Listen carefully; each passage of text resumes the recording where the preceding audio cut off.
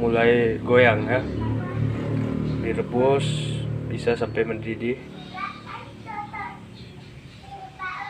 Ini salah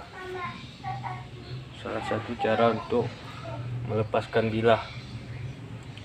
Bagi senjata-senjata yang tua mungkin ingin dibersihkan, lalu hulu atau handle-nya ingin dicopot atau dilepaskan.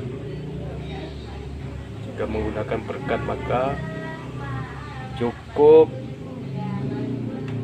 dimasukkan ke air yang mendidih. Tunggu beberapa menit sampai perekatnya longgar ya. Oke, baik, terima kasih, semoga bermanfaat. Assalamualaikum warahmatullahi wabarakatuh.